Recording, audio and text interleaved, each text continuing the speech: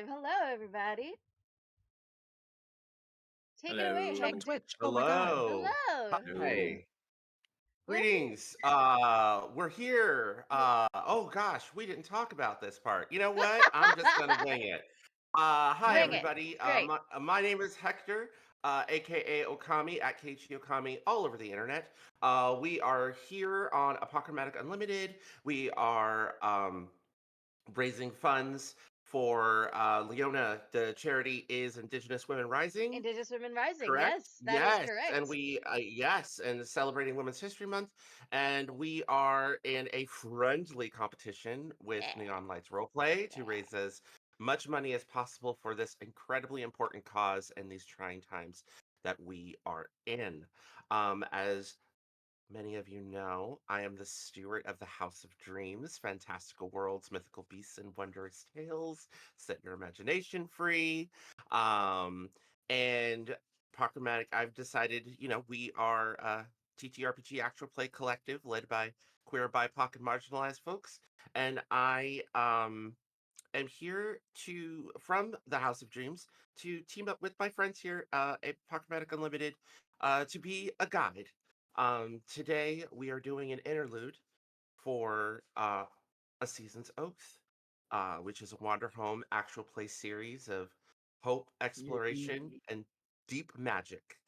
A Season's Oath is going to be delving deep into themes of folklore punk.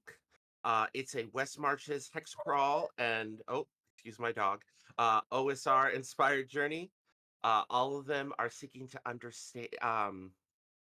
It has a core cast of travelers, which is on the regular series, joined by guest travelers who weave in and out of the journey, which will be these wonderful people. Um, all of them are seeking to understand a magic bestowed upon them by the venerable and forgotten gods of flame, form, dark, and wind. A journey that will take them to many forgotten and sacred places all over Hythe. This series and today's one shot will showcase the full rules of Wanderhome by Possum Creek Games, including seasons, holidays, guest playbook and natures, and J Dragon's Patreon homebrew magic rules. As I said before, we are raising funds for Indigenous Women Rising. To donate to the cause, you will see a Tiltify link in the chat, and Leona also in the overlay, or Yep. just in the Yep. chat? Yep. Also in the overlay. Excellent. Um, to encourage everyone, I do have a few fun incentives. For every $5 you donate, the group will get another token to spend. For every $15 you donate, we'll introduce a new NPC. I have a whole list of them here in the notes. Whichever NPC is not shown up, we'll bring them into the scene. For $25, our players will either immediately gain an additional magic trait, either the next tier guys or the first tier of one that you also liked. Or they will gain a relic, which is a special kith that's an inanimate object that confers the traveler with a supernatural trait as if they were themselves a kith. And it also comes with a unique bit of lore comes with it, and I have it'll be I'm gonna roll a d12, and I have a little chart back here, to keep it random and fun. I also have a donation goal. So over the course of the one shot, if we reach $50, we will awaken a folklore, which means whatever. There's three folklores in this place that they're visiting, and if we hit $50 during the one shot, immediately that folklore will be brought into the scene. If we're in our feelings and we want to wrap up the scene, it will be brought up immediately into the next scene. So please donate. And uh, let's introduce our new cast of travelers. We're going Hey, to start Hector. with Leona. Hector. Uh oh. Quick side note. Quick side note. If you, because I assume you have that written down somewhere. If you send me that, I'll make sure it just regularly posts that in the Twitch chat. Absolutely. Absolutely. I will send that to you right now. Thank you. In the meantime, I'll introduce myself. Hello, everybody. My name is Leona. Today, I am going to be playing Geeta, and Geeta uses the Dancer playbook. Is there anything else I should tell the audience about my character right now? Just her pronouns and what kind of animal she is. Yeah, I use she, her pronouns, as does Geetha. She is a kitty cat. I think she is a black fluffy kitty cat. She's very elegant.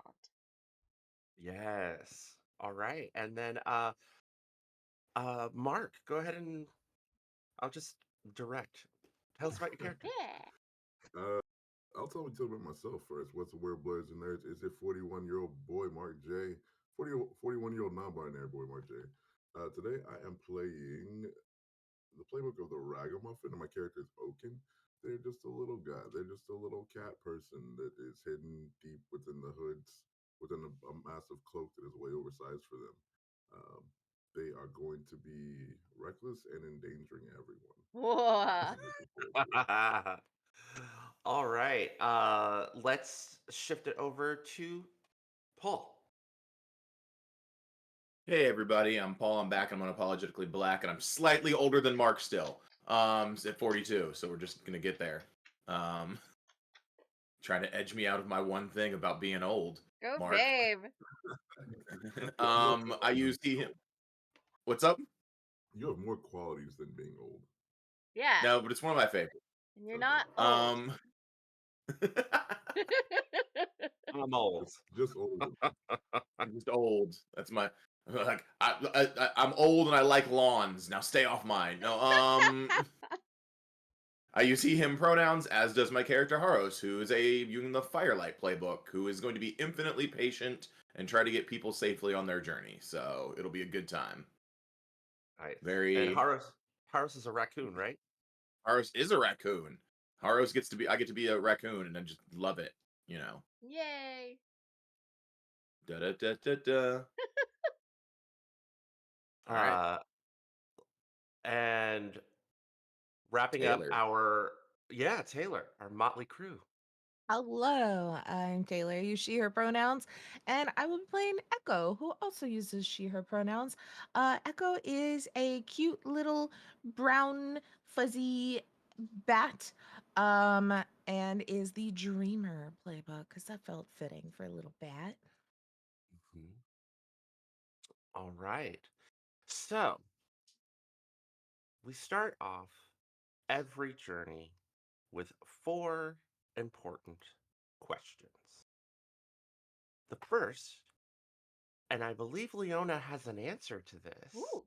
because of a wish that she made last night during our session 0. What sort of place did we just travel from?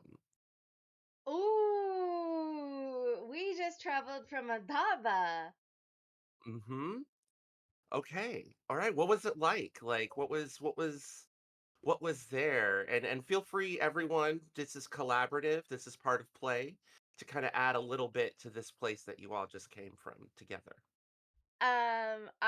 I can start just because I know what Adaba is. It is a roadside rest stop food place. It's like a cafe. It's just full of delicious food smells, and it's just a great place to pause and recover, get some food in you. Um, specifically says Adaba is a rest stop for weary travelers, merchants, and caravans looking for a hot drink and a quick meal. No more, no less. Does anybody want to add anything about this place that was special that you're kind of carrying, that your character's carrying with you into the journey? I think that Mhm. you know, Echo is a bit of a dreamer, but a little distracted a lot. I think the food, the drink, and the conversation happened, and then a wandering off happened, and there was like flowers all around, and she's Oh, just kind of like sipping tea and picking flowers, and then just comes back up to the group and just starts handing everybody little oh, flowers. So she's quite literally carrying along a little bouquet. I love that. Nice. That's great. Mark or Paul, do you have anything you want to add before we go to the next question? Oh, I think my character double dips on rations because he just assumes somebody in the group, because I have two irresponsible friends, will not Mm-hmm. actually get rations. So he Oh, okay. so he does the preparedness thing of getting double rations Okay. All because that right. feels like Like a thing. Like there's like a what? moment where Echo goes to like take a sip of their tea and it's an empty cup and Harrow's just switches it out for a full cup and I'm like, Yeah, yeah. it's very much Yeah. The owner is like an old uh rat woman, like very big Mrs. Bigsby vibes from, and is like, "Oh, of course, dear," and gives you like maybe a little more than double rations, like more Aw. like double and a half, you know? Just, and one of the things that she says to you is she's just like, "We respect what the Firelights do for the communities of Hythe. Thank you so much for everything you do." Aw. he will nod and thank her for the double and a half rations and be like, it's my pleasure, ma'am. Mhm. Um, Uh, there you go. and Uh, what about the little, oh, yeah, what do you I, got? I was just gonna add that Geetha is absolutely taking a cup of chai to go because, oh Mm-hmm. yes, she is delighted. And any mischief or antics that you pulled, uh, our little kitten, our little ragamuffin? Yeah, Oaken is just touching everything. And like, what is this? What is this? Like shaking everything, fingerprints on everything, sticky fingerprints on everything. What is this? What is this? Oh, can I have a sip of that? Can I have a taste of that? Can we get a bite? Let me get a bite. Let me get a bite. What is that? Y- Mm. Yes. I Yeah, I take the think. I take the flower and I like shake it like to death, like all the petals come out. I'm like, it's a move. I love it. I love it. It's so great. I'm muted. What is Um, what's the poofy flower that you blow like when it seed Dandelions. Dandelions. pods? Dandelions. Dandelions. Thank you. My God, my brain shut down. I think she just trades out for that, so then that way at least it's really fun when you shake them. Mhm. And it just Oh. sort of catches on the wind and flies off. Um, so our second question is, do we feel our journey has been long? I feel So like Hmm. it's been long. short. Oh my I gosh, feel when like are we this is gonna a get short there? journey. You think it's been short? I feel that it's been short because our ragamuffin has not asked, "Are we there yet?" 60,000 times. Okay, that's a good one. That's a Like, good one. like he's still energetic and excited, which means we cannot have been traveling that long because we've been traveling long. The ragamuffins gotten to the point where it's been like, "Are we there Right. yet? Are Yeah. we there yet?" Unless I'm misreading Mark. No, no, no. I dig it. I think I'm so actively engaged in the world around me, and just there's so many things going on that I am asking a lot of other questions, but not are we there yet? Quite yet. Which means we could Right. not have been traveling that long. That's my feeling on it. Yeah. How has it felt for our dreamer and our dancer? Has this journey felt long? I think Echo has extreme time blindness because she quite literally almost exists on another plane of existence 95% of the time. So like, what is time? Is it long? What is Is it time? short? Is it short? That's not for me to say. Uh, I don't know. I think this journey has been relatively short. I feel like Geeta's been on other journeys before. This one in particular hasn't short, but Hmm. she's done a bunch of this kind of stuff before, so she's kind of like used to yeah. this, I guess. Okay. Yeah. All right. Uh, and this sort of dovetails into the third question. Um, is there somewhere we hope to go? Does anyone in the group have purpose or have a motivation to get somewhere specific? Hmm. Doesn't have to be the place Mm. that you're showing up to, but is there somewhere you're hoping to arrive, or are we just sort of like a leaf on the wind? I'm very leaf on the wind, except for that last part that happens. Mm, Um, yeah, absolutely. mhm. Yeah, I think I feel I like Echo always like there is somewhere we are going. I just don't know what it is yet. It's like very much following the feelings, and it's like this feels familiar, like she's seen it in a dream kind of vibe. Mhm. I'll know when I get there vibes. Hmm. I feel you all on that. And finally, but silently, in our heads, where is my home?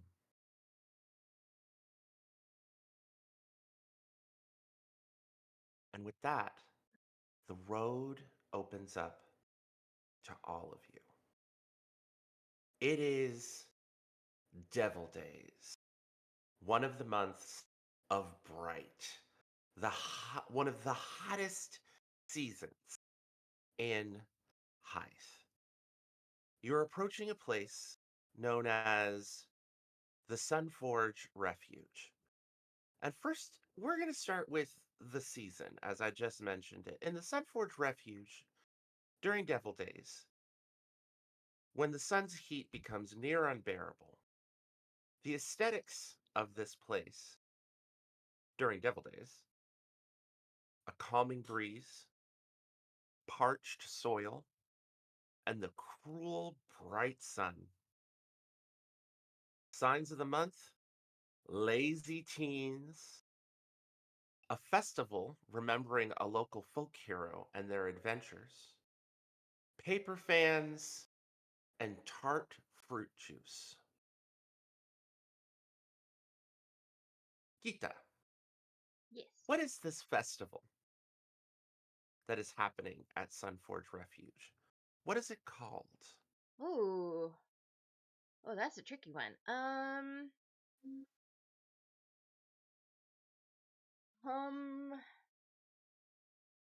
And you could pitch it to another traveler if you like, uh, but this is collaborative. Let's yeah. let's. Well, I was gonna say I'm happy for everyone else to kind of jump in and weigh on this as well. Mm-hmm. Yeah. I think it's like a summer solstice type of festival because it is the Devil Mm-hmm. Days.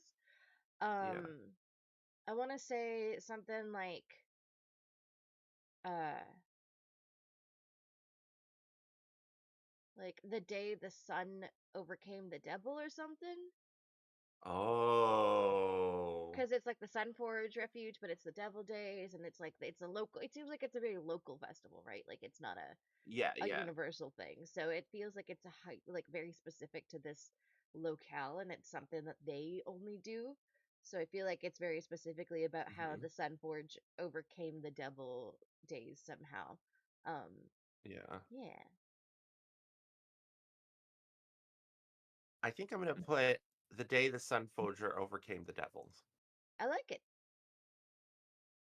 I think they call it the Sun Forge Festival just to keep it short and sweet sometimes, but like, yeah, its Yeah. full name is, you know,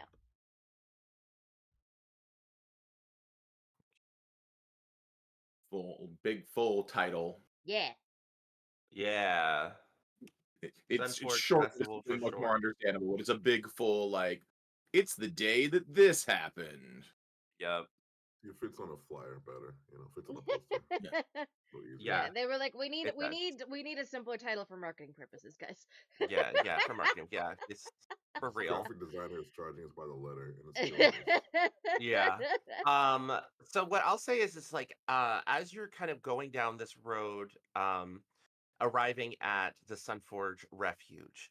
So the Sunforge Refuge, during the war, the Sunforge was a place where instruments of war were built to fight in the conflict on behalf of the King of the Floating Mountains forces, building arcane golems, giant mobile suits of armor, weapons, and other instruments of war.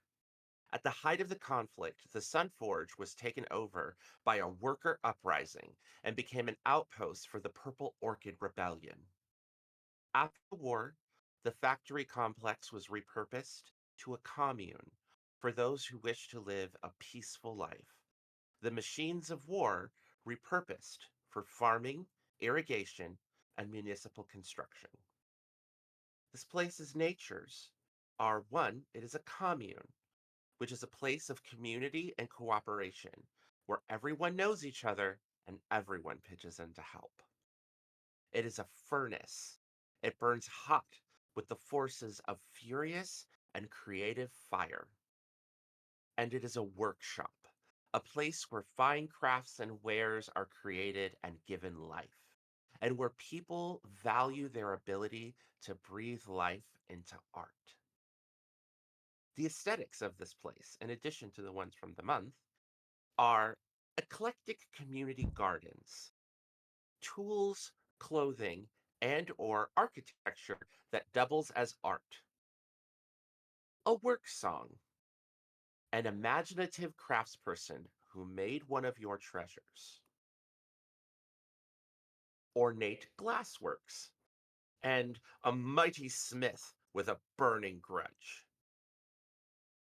These, this place can always, and these are our place moves, which all of you are welcome to use as well to influence the story. Describe a rhythm of everyday life that feels both unusual and familiar. This place can always show conflicts between members of the community and attempts to solve them through communication and understanding. This place can always give someone a token for helping another without knowing if they'll get anything in return. This place can always describe the process of creation, show conflict between expectations and demand. This place can always give someone a token if they work hard and sweat over their creation. This place can always describe the stifling heat. It can always raise tensions caused by intolerable conditions. And this place can always ask the question, will you forge what was once broken? Give them a token if they try their best. Now, question moves are very important. As this is a diceless game that uses tokens, question moves are a way of gaining insight to a situation or a character or a place. These questions are always answered honestly, and the knowledge, while it is typically answered above table, the knowledge is brought in character, somehow through the narrative, either through perception, sometimes just through straight up telepathy or cold reading, as it were. We as a group decide, oh, how's the answer to this question brought in? And this applies to all question moves. Did you have a question, our little ragamuffin? My cat just like jumped up and was like, "Hey, It was a what's cat. going on?" Oh, kitty! Ragamuffin. Kitty! Oh, that's great. You know what? I'm the guy. Take a token. You showed us the kitty. Hey! Our folklores are the legendary hero of the rebellion who retired here, the smith and the goddess, Woo. the eternal forge and its iron servants. Common animal folk that live here are pangolins, hares, raccoons, and bears. The small and forgotten gods of this place are sentient fires and soot sprites. And that is our place. Paul, or rather, I should say, Horace. Mhm. What is the first sign of this community that you all see as you make your way down this kind of uh, packed earth path I assume the very into the first sign commune? we see is probably like smoke. It's still a working forge and it still has a working furnace. So Hmm. you're going to see that before you see anything else. You're going to see the smoke rising in the distance. You're going to have that whole like probably smell and smoke are the first things you notice before anything else Hmm. outside the gates or outside of anything else. And then from there, it sounds like they decommissioned the like engines of war, but they Hmm. haven't like taken down all the defenses. So I assume there's a wall with like backlit by some smoke is probably the very first things we see, in all Yeah, honesty. yeah. And the wall, I will say, is kind of like overgrown with like Mhm. ivy and moss. You see next to Grapes. They rocking some grapes on. Is it seasonally appropriate for grapes? Do they have yeah, enough? I think it would be season. It's yeah, I think it'd be it's why not? It's grapes. No, There's grapes. There's some grapes on grapes. the wall. I think you harvest them Uh, into summer, so that makes sense. yes. Grapes and some strawberries because they're going to be overgrown and wild. Strawberries. There you go. Ooh. Yes. Take a Mhm. token for describing a tiny moment of beauty as you There talk you go. about the grapes and the strawberries on the vines. There you go. Another Um, token. Take it. yep, Token taken. token taken. Um, so what do you all want to do? Do you want to just pop by and pick some fruit, or do you want to go through the gates? Um,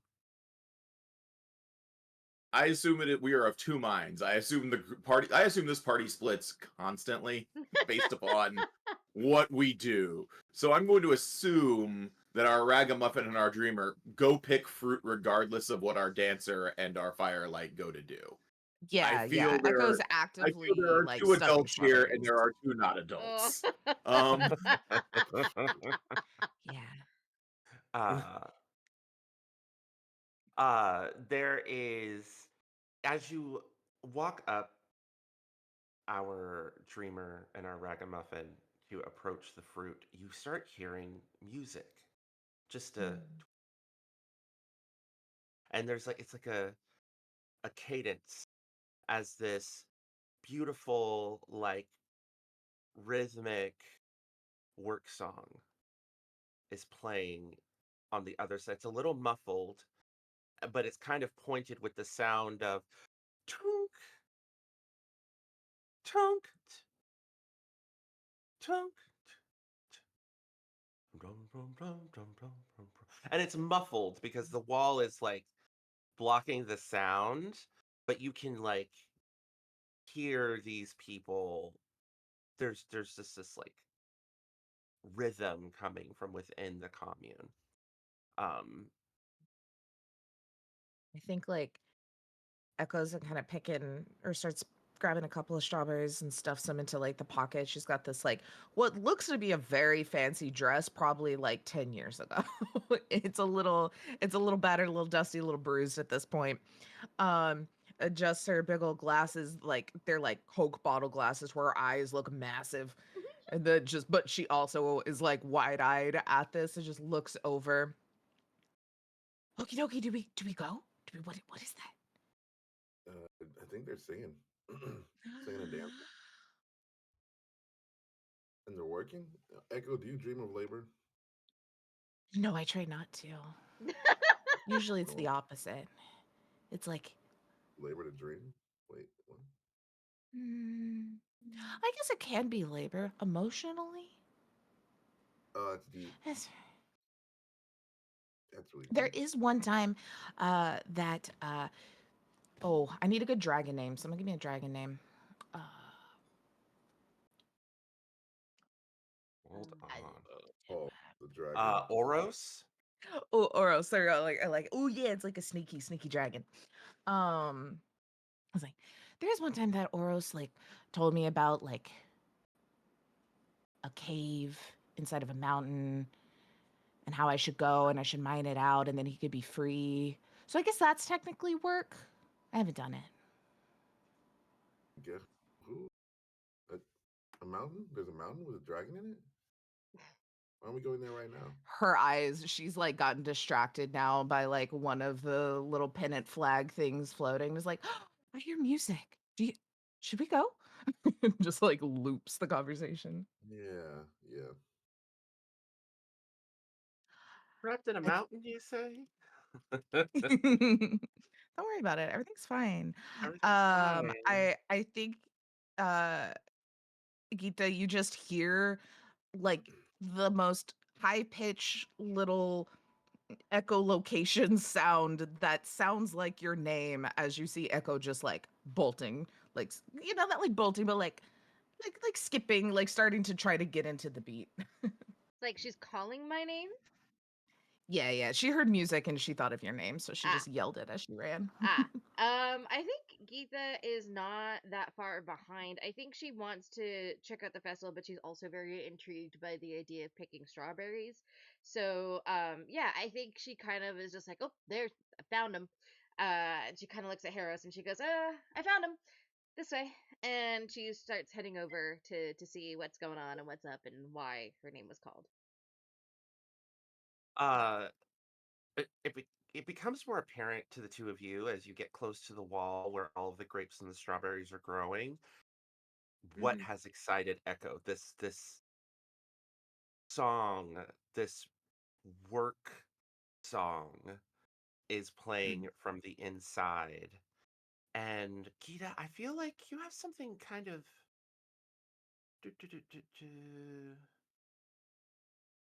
Yeah. it reminds you. Mm-hmm. In fact, it, it's the same song. It's sort of like Oh. it's a very old song. It's from throughout Hythe. The cadence is the same. The words are the same. And instead of it, you haven't heard it sung by this many people in years. Whoa.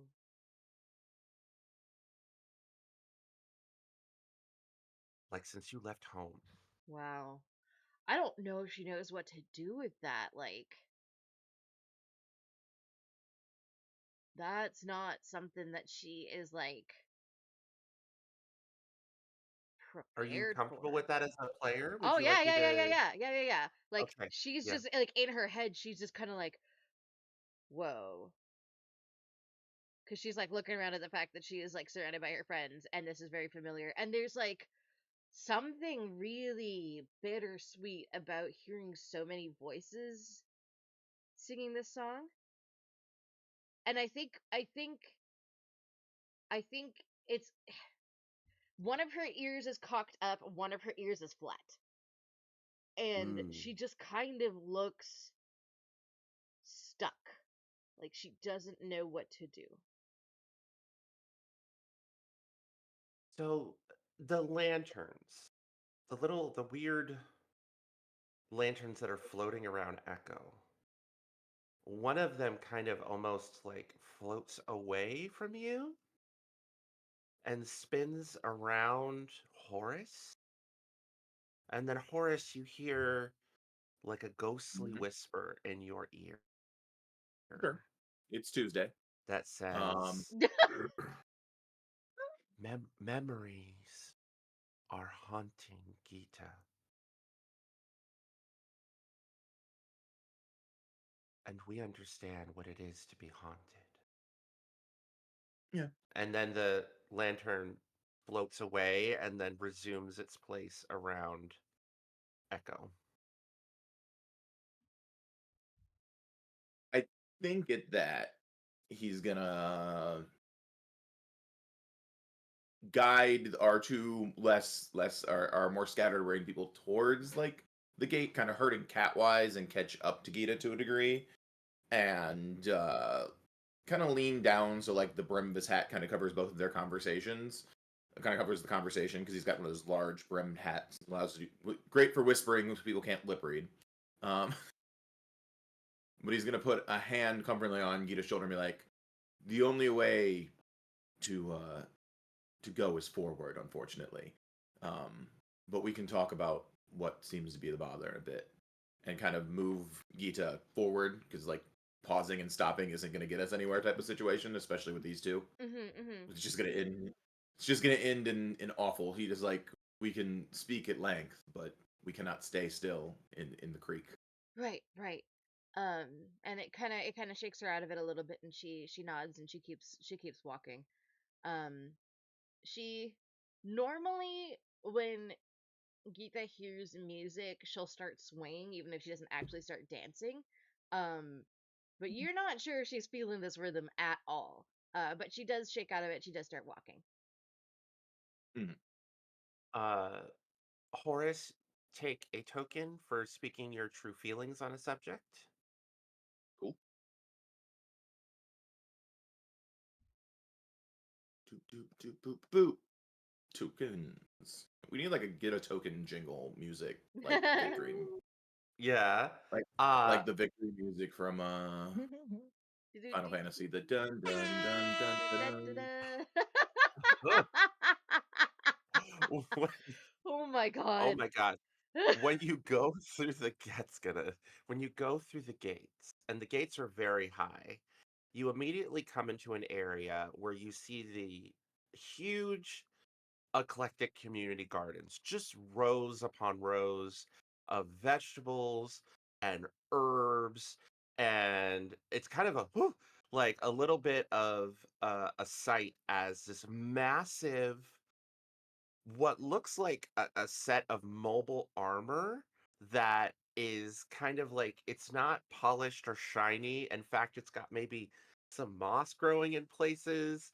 It's a little rusty, and Mhm. up in it you see we're gonna say another raccoon uh is up in like a pilot cockpit on top of it, and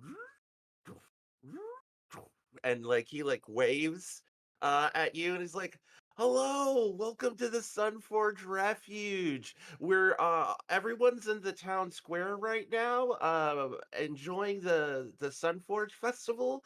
You're all welcome to join, enjoy the hospitality. Unfortunately, I'm doing the watch to make sure, no dangerous large bugs interrupt our celebration. And I'm also got to do a little bit of harvesting. But please go ahead, take the road straight on down. The forge will be on your left, and enjoy your stay here. Um, is there anything? I do you need any assistance? Do you need any water? Do you need any snacks? Uh, Snacks. y- We just Snacks are always welcome. He'll actually ask for. Do we? Is there a place to register, and or is there a lodging for the evenings? Like, If you just head on straight to the town square, just ask anybody there. Tell them that Trey sent you. all right. Thank you, Trey. I appreciate you and your time. You're welcome.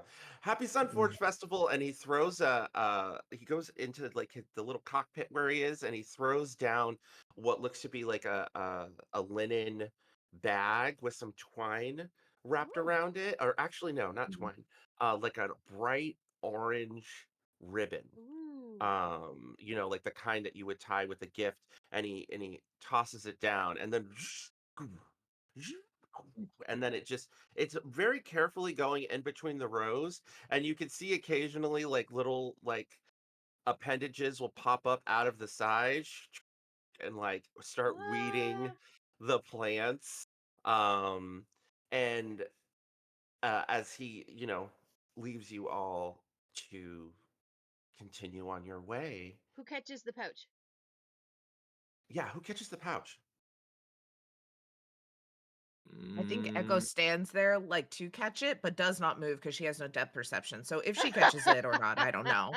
But she I thinks it's coming right to her. I think in that case, unless our ragamuffin Oaken wants to catch it. Do you want to catch it? I go to catch it and it hits the ground. Oh, I almost had Woo, it. got it. Oh, hmm don't got it. It well, hits the ground. what's in it? uh Open it.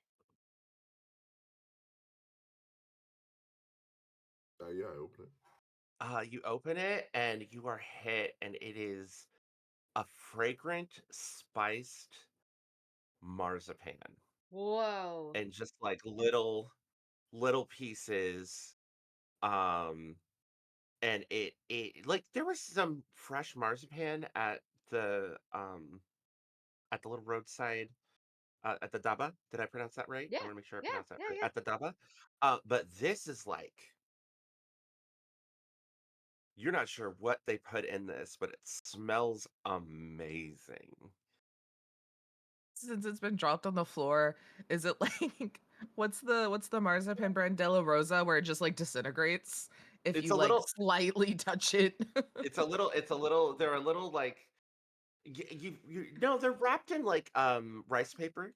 Um, so they're not disintegrated, but they are a little. The ones on the bottom are a little mushed because it Those are my hit favorite. the ground from like 10 feet up because he was in the big mobile suit. So they are a bit mushed. Uh, but otherwise, they are edible. Yeah. I'm googling Uh, I love marzipan. I love marzipan, but there's an old joke about it looking like Renee Zellweger, so all I hear is Zellweger every time somebody says Rose, marzipan. whatever, yeah, yeah. I'm dying. Ah, but yes. Um, I tried to make sure we divvy up the marzipan and not all eat it at once. Okay. Um, As much I as I love am everybody, I feel like people are gonna stuff their faces with it, and that's what's gonna happen. You've made right, assumptions about right, me. I only take one piece and nibble on it. You are not who I am worried about. Ugh. right. I'm gonna go ahead and give you another token, Paul, for inconvenience yourself. Oh, see, there's my dog. Inconvenience yourself to help someone else. As you're just like, uh, hmm like I try not to sigh. I just like I'm gonna be infinitely patient. That's what I'm built. I said I'm gonna infinitely try to be patient. infinitely Yeah. patient. Uh, so there are more of these suits. If you continue on, there are more people in these big mobile suits in the gardens. There's some smaller ones, that aren't quite as big and intimidating, and all of them are being used to like water the fields, harvest crops. Everyone has decorated them. Some of them have like ribbons and banners, celebrating the holiday. You get more waves from people. I will say by the time you get like into like the central area of the commune, you guys Mm. probably have two more of these bags of marzipan that have been like thrown at you guys. Like you get a feeling this might be some kind of tradition here. Um, and when you come in, it is lit up. Like the rhythmic work song gets accompaniment as instruments are coming in from the central square where you see there's all these like art installations, brightly covered buildings. There's more like community gardens kind of interlaced in the area. And then you see the forge itself. Just a massive, big brick building that has been slightly overgrown with more of those vines. There's like a huge, like, hanging garden on the roof. Um, and where the smokestacks are coming out, you can hear the ting ting.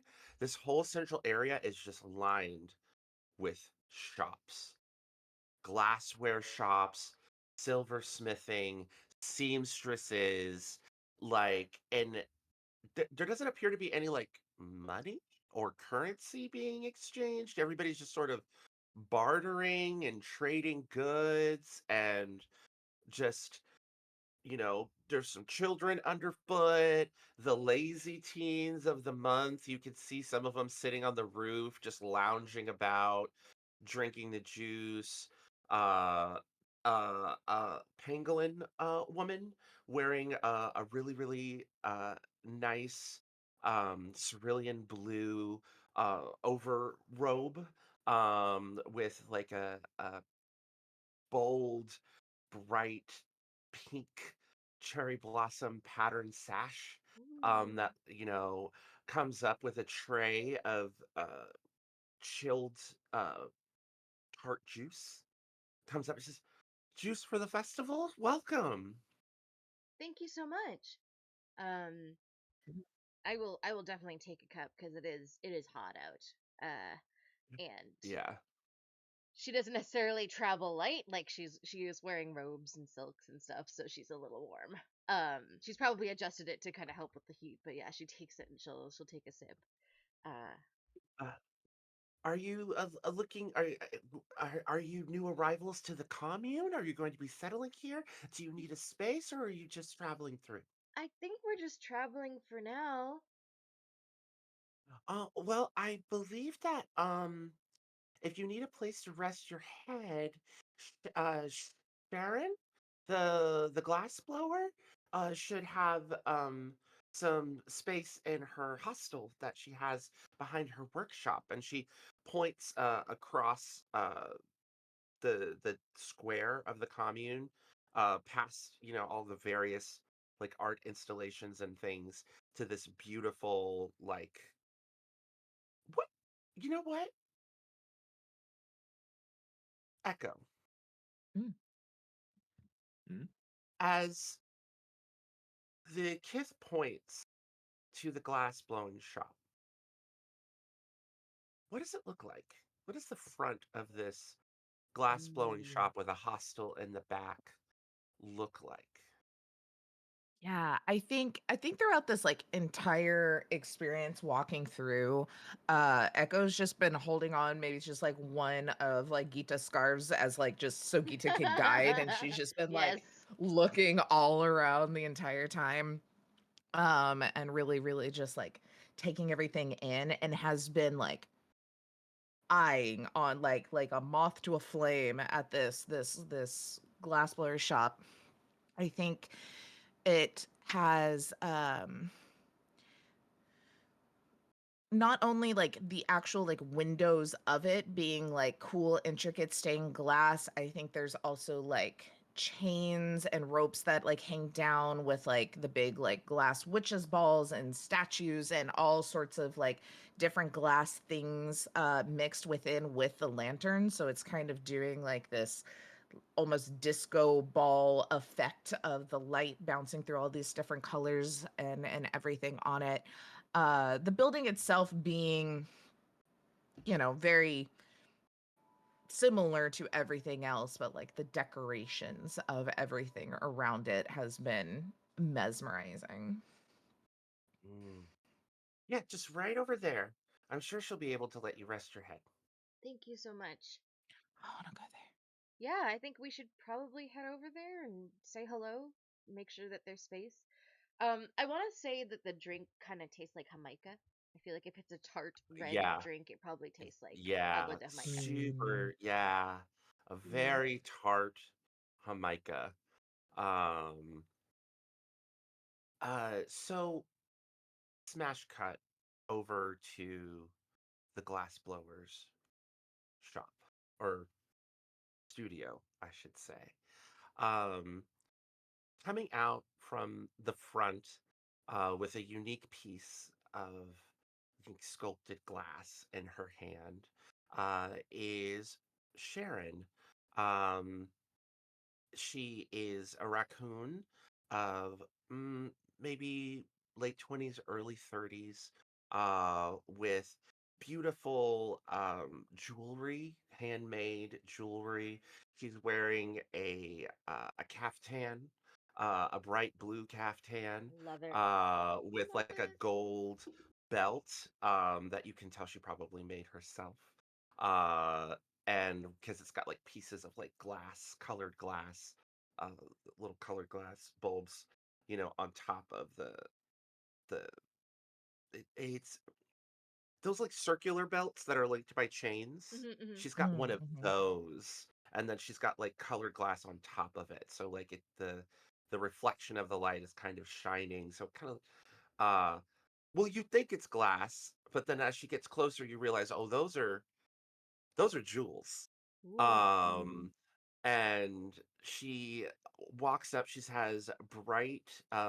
She's got heterochromia, so she's got like one blue eye, one green eye, uh, and just kind of hair that's kind of out and tuft, which she has like a lovely like headdress, like beaded kind of headdress over it in the front, while letting the rest of the fur just kind of be wild, almost like she's made her fur into the headdress, Mm. with the front part with the net and jewels.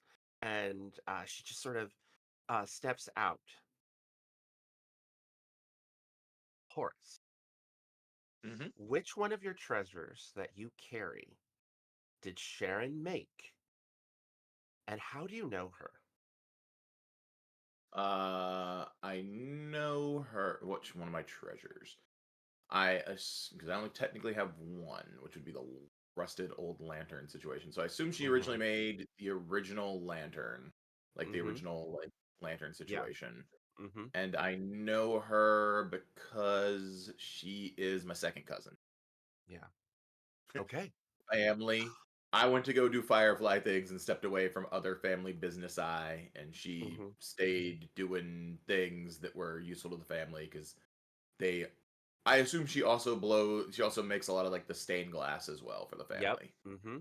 Yep. So yeah, there you She go. yeah, she emerges. She's like, oh, Cousin Horace, Mm-hmm. how are you? And like comes up and uh opens her arms and is like, oh no, I should ask. Hug? Mm-hmm. You are fine to hug, cousin. All And right. he gives his cousin a hug and is genuinely happy to see her. Yes. Oh, it's so good to see you. Oh, please tell me you're here to get that rusty old lantern repaired. Of course, because I could not deny you a chance to look it over again. But we are here because we are passing through. I was unaware you had relocated here. Yes, you know how the family can be. I And do. They don't talk to me as much as they used to, so keeping well, up on who is where is not exactly uh, something I get to do as often as I would like. you're doing important work, and I Mhm. decided that I wanted to come to a place that appreciated my art. Mhm. That Um, is super fair. well, my home is your home. I have a nice little hostel in the back. It's not fully booked because most people in the commune now do not be fooled by these festivities. Most of these people are locals. This is just how we live. Um, Mhm. Pretty we nice way turn to live. things up.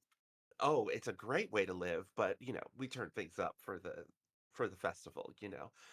Mhm. Feel free to go ahead and set your stuff down in the back and I'll be here working away and I'd be more than happy to cook us dinner. No, that would be wonderful. And as for you, and Hmm. she points over at our ragamuffin, and she leans down and she's like, "You can look." Oaken has played a game called like how many glass things can I fit in my arms? Yeah. And it's like piled to my face, and it's very precarious. Uh, Go on, but do go on. you Yeah, what? may keep whichever one of those things It, you have picked up. I can pick one. These are all pretty good. Un. My little lanterns are flying around, like catching ones that are about to fall off and like pushing it back into his arms, like helping them all stay up. I Um, I think one is fair.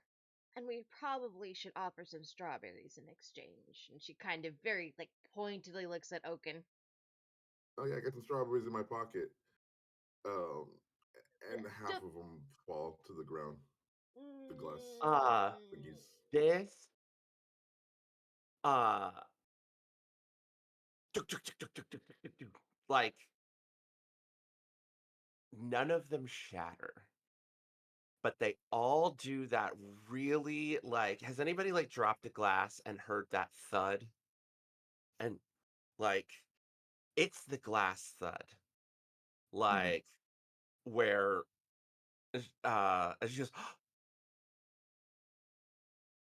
that's why you should, when you're looking for glass trinkets, you should always just pick one. And she grabs a basket from the side and then just starts picking the stuff up from the ground and putting them in the basket, Yeah. looking at you, stressed. You can't juggle She with just looks, one. Echo doesn't fully understand what's happening, so she's taking glass things from other parts and putting it in the basket for oh her. no. Uh, uh, I will gently stop Echo from doing that. uh Definitely stop Echo from doing more work. Echo and Ogan, I think we should head towards the hostel, and she looks so apologetically at I forget her name. Oh, at Sharon. At Sharon. She looks Fair. she just like gives her that very apologetic look as she like tries to gather the chaos gremlins And and shepherd them. I think I will like help there's my like cousin very restock her shelves. Aw. Oh yeah, I yeah. think there's like a moment before she's getting like ushered away that she does the like two hand like on hers like handshake. She's like, these are as pretty as they were in my dreams, and then just walks off.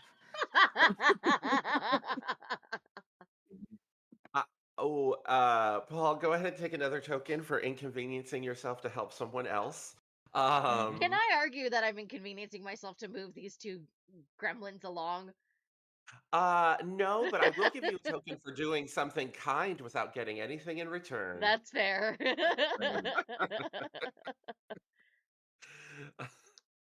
Yeah, that's not a yes and it's a no but. Yes, yes, yes. No, but Not a still yes take a and, token but for a this no. other thing that you're doing. Um, yeah, Mhm. so you are helping your cousin put stuff on the shelf. Mhm. The three of you are heading into the back room. So the hostel is uh it is like kind of like a large granny flat. It's like one big room with a whole bunch of like really comfy like twin beds. And when I say comfy, I mean like soft down mattresses with colorful hand woven blankets and over each one, handcrafted pillows. The places, there's all these like colorful draperies on the walls. There's a big shiny window that has a view to one of the back community gardens. Up above, there are light catchers, essentially, like little cool little hanging glass baubles that catch the sunlight and refract it into the room to make it even brighter and more welcoming and inviting. There are thick, colorful rugs on the ground, and everything has been like painted bold jewel tone colors. Like Ooh. the walls, the lining, and everything is like nice and complimentary, and everything here looks handcrafted. Like someone put a lot of like care and love into making this place a nice room to sleep and rest. Every single one of the twin beds has a colorfully painted dresser, like mini dresser, with two drawers that you can put your stuff in. There's lanterns, like handcrafted lanterns that look very similar to the one that Horace has, Mm. but they're not rusted. They're bright. Um, they have colored glass, fresh candles in each one. Each candle smells of like herbs and essential oils. So they smell nice. If you light them, you're pretty sure. uh and the beds, even though they're just like twin beds, they have a lot of space underneath, so if you want to put your a backpack or a travel pack underneath the bed, you have plenty of room. So what would you like There to you go. do in your new space while Horace is helping Sharon put stuff away? Whew. I think Geetha is just gonna kind of take a seat and relax. Like it's a very cozy place. It feels very safe and welcoming. Uh, she doesn't do much. She just kind of sits and chills out. Okay. What about you, my little rack, Orin? Hold on. Oh, Geeta, watch this. What? I'm doing back. Geeta, watch this, and I'm doing backflips on the bed, Ooh, Yeah. just bouncing all over the did you? place. Is that a new trick? This one is, and I do a flip to the wall, onto the bed, onto the floor. Kind of like I land it and break my focus right thing. Um, I think that one was. Wow, that was very impressive. Thank you. What are we doing? Just going to bed now? It's too early. We still gotta hit the party up. I mean, I feel like we should wait for Harrow's, but yes. Oh yeah, of course. Uh, Echo, your lanterns are kind of like floating around you and whispering to you. She has,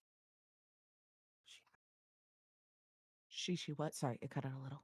she has to face the song. Hmm. Only you can hear it. And there's like a halo around Gita as they whisper that. Hmm. I think Echo's been like kind of looking around the room. Every once in a while, y'all will like see her just like stop, kind of like kneel down, knock on a floorboard, shake her head no, keep going. And it's just been kind of doing this for a second and kind of like listening to, you could hear her even like kind of like muttering a little under her breath, like to the lanterns, like, what are you talking about? What are you talking about? Like having, this is usual. She has a lot of conversations with herself, or so you think. Um, and after a bit, knocks on a little floorboard, like under her bed, and gets all excited and just like y'all watch her just like pull it up and then like stuff some flowers under there and then like sit it back down and then just turns around and just kind of sits on the floor cross-legged and just like looking at everyone. Take a token for off leaving an offering for the small and forgotten gods. Yes, Yay! you saw what I was doing. Yeah. um and then she'll just kind of look at the two of you and just like, so Horace then party? Yeah. No, that's not your name. Horace is We a different god. Haros. Haros then party? Heroes.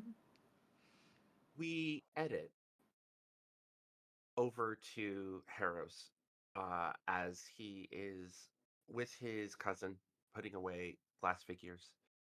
Uh, and she says, "Come, come, that can wait. Let's take a look at this lantern." And she takes you aside, and she's uh, opens it up and very carefully and reverently pulls out your friend, the firefly, and here you go. And they're asleep, by the way, because they sleep during the day. Here's your friend.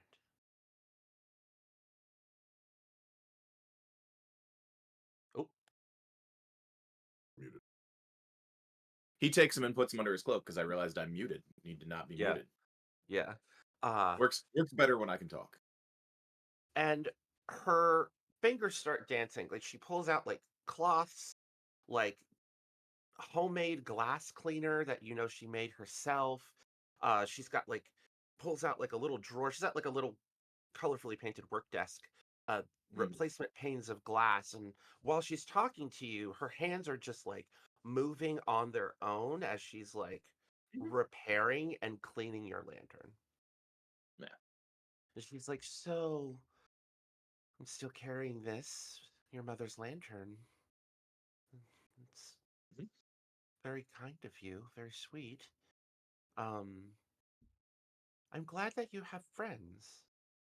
You changed left, uh, when you left the cemetery that night." Yeah, it happens, but you are not wrong. Hmm. Lots of Well, things were very different after that evening. I understand. Well, Mm, you definitely comprehend, but I don't know if anyone will ever understand. hmm, I cannot show you what I saw, for if I could, then you would, then Benny might understand. But it's definitely different. hmm. Well, I'm glad that you've managed to find new companions other than our family.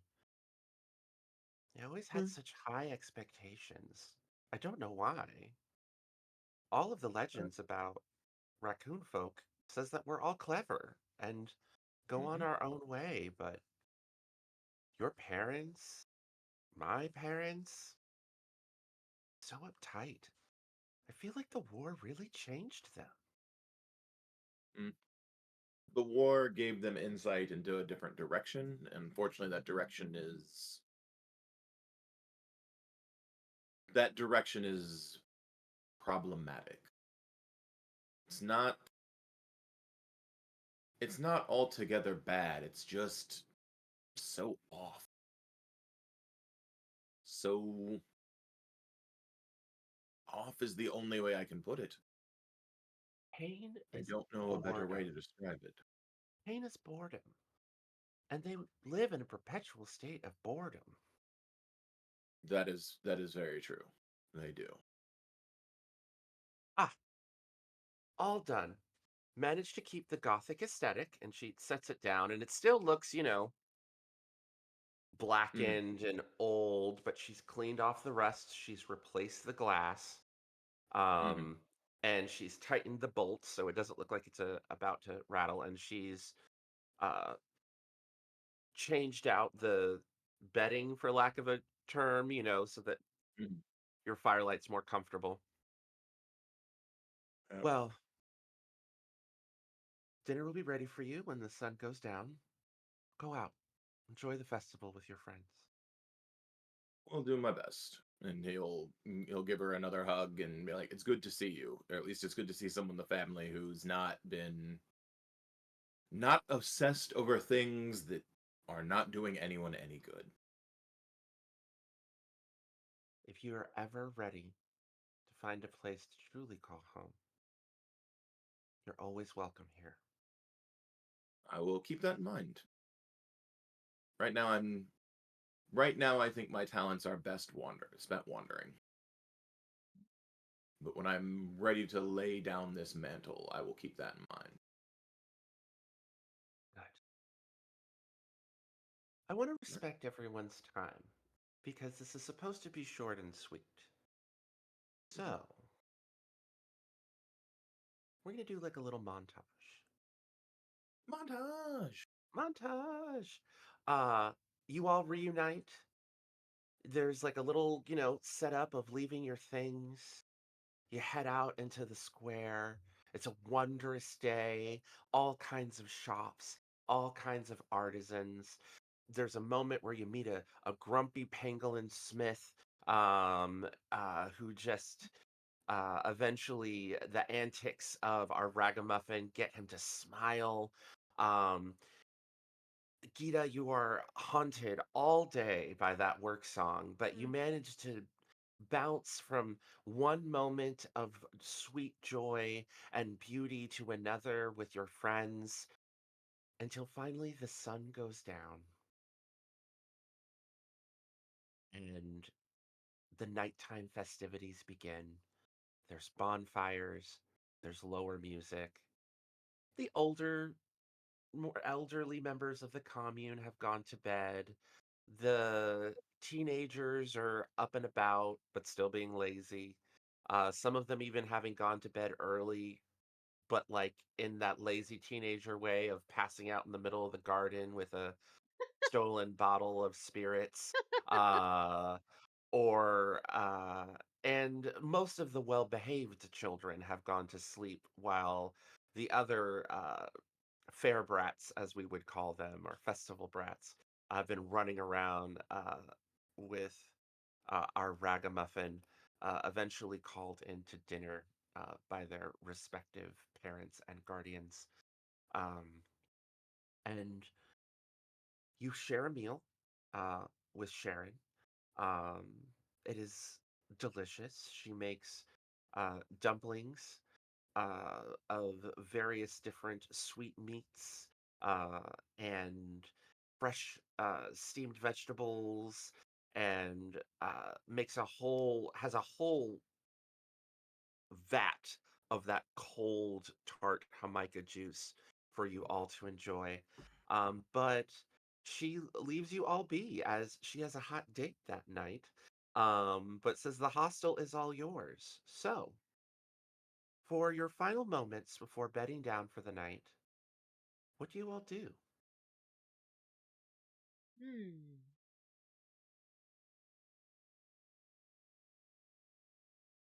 Take a cold bath. Legitimately Mm. find some alone time and take a cold bath. It's an ice cold bath. Yep. We have been on the road, and it is time to not be on the road. So Okay.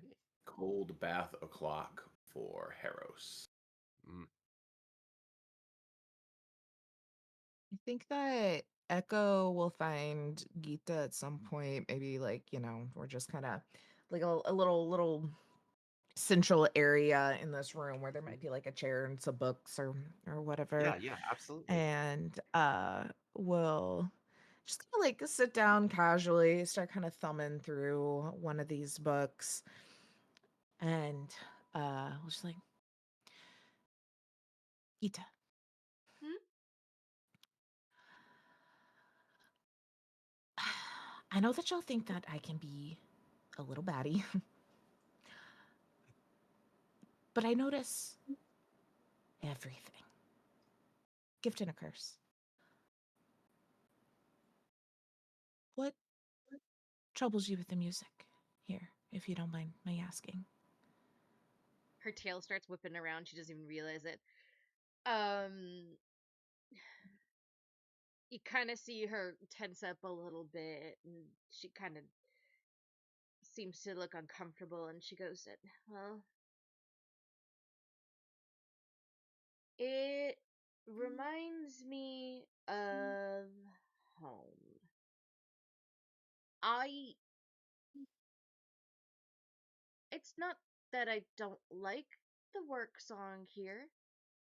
I just haven't heard it in a very long time, and I've never heard so many voices singing it. I left home because I didn't ever want to go back. And now that I'm here, I just don't know how to feel about it. It's been so long since I heard this song. It's almost like it's the same song but in like a different context. It's Hmm. it's it's it's weird. It's hard. It's bittersweet. I miss it and Is I it don't miss it, and I want it and I don't want it, and I don't know how to be at peace with it. hmm, is Mm. it it makes you, what's the best way to say, like, feel homesick or realize you're homesick, or is it more a bad feeling of home, dread? It's not dread, and I don't know if it's homesickness. It's like it's like it's not homesickness, but it is homesickness. I Mm, Because it's familiar, it reminds me of home, but I I left home because and I had no desire to return to that life. I have no desire to return to those traditions, but they are a part of me. I carry them everywhere, and that's hard because it is a mm. part of me. It's hard because I do miss those things, even though I don't want to necessarily go back to them.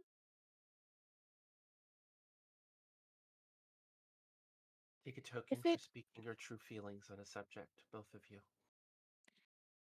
if it helps,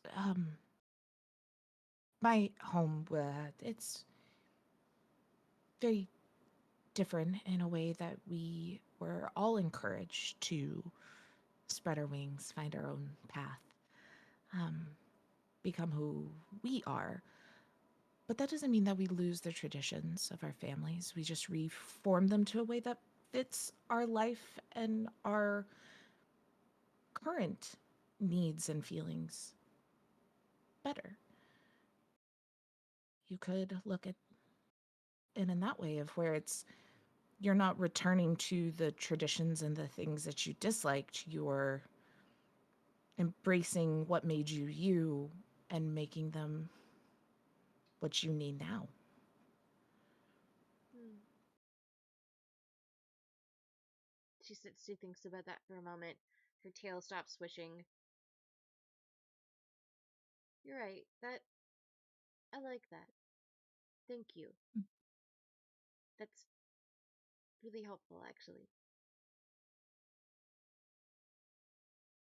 Anything I can do. I want you to rest easy. Also, I don't think you're that batty.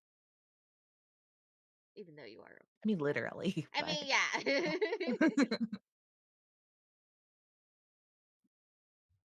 Oaken, are you just sort of sitting there on the bed in in your PJs listening? Yeah, you know how kids be ear hustling on everything adults talk about. Just like, oh yeah, that's deep. Um, Gita, I don't know. Maybe you should just let it go and not worry about it so much.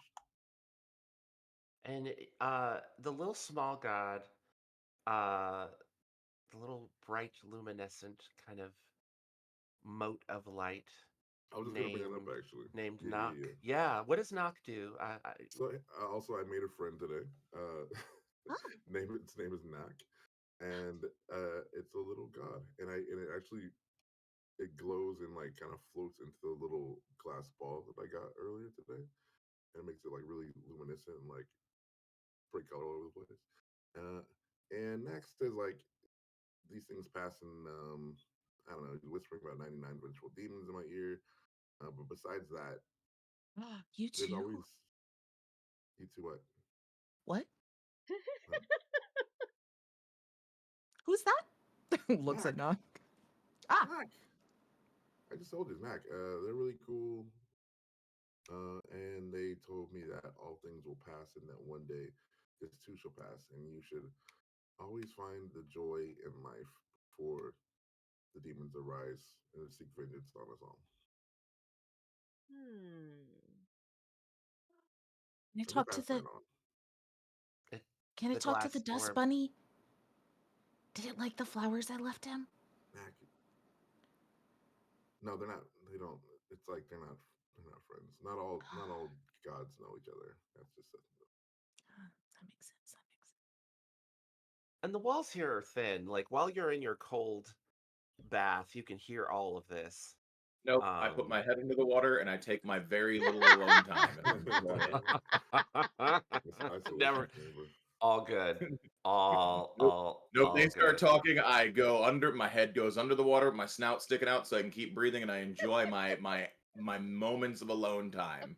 This is where I recharge my infinite patience. Yes, yes. Uh so Infinite. infinite patience. The cold bath is wonderful, Mm-hmm. welcoming. The well of your infinite patience refills. Mm-hmm. And there is just a wonderful moment as everyone just refreshes and recharges. Music playing into the night. And for the first time, the work song doesn't sting. It just is what it is. A cool breeze comes through the hostel, removing the sting of Devil Days. And with that, May oh, I? one more thing. Yeah. Uh. Also, I believe we still have time. Do we? How much time do we have left? Another I just hour. want to make I sure. thought we had another We hour. do. Am I wrong, y'all? Somebody correct me. That's all right. That's all We've We right. have only another hour? Oh, okay. Yeah, Sorry. we've I thought we were done at 3 o'clock my time. no. That's what I thought. No. I believe we Okay. have another hour. We've only been at this for an hour and a half, and I wanted to Oh give us like yeah. 2.5 hours. Let's do one more thing and then take a 5-minute break. How about that Beautiful. I love instead? it. Mhm. Yeah. Yeah, I thought you were taking us out to a break, not necessarily being done. Like it was like, we have another hour. Yeah. Oh, sweet. Thank goodness. Awesome. Uh, I think as everyone goes to bed, Geetha pretends to go to bed, mhm. but she doesn't. Um, she listens to the breeze, and then once everyone else has fallen asleep, or so she hopes, she quietly gets out of bed. I think she goes outside maybe into one of the gardens, finds a quiet place that like where she's sure no one's looking, um, Mhm. and she will dance to the song. All Oh, yeah. right. And with that, we're going to take a break. We'll All be right. back in 10 minutes Yeah. and we will see what happens the rest of the night. Yup. Be right back.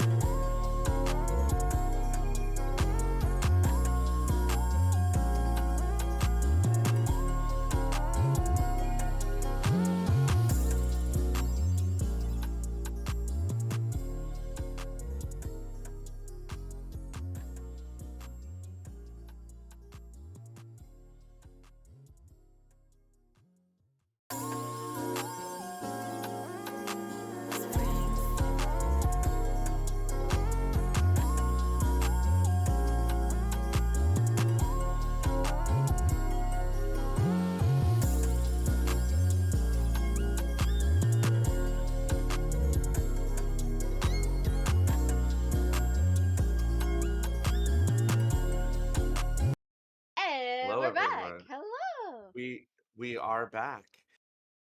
So our, our journey resumes in a beautiful open space, cleared area in a community garden. And Gita is there and starts dancing to the rhythmic work song that is being echoed throughout the community as the late night festivities are reaching their fever pitch.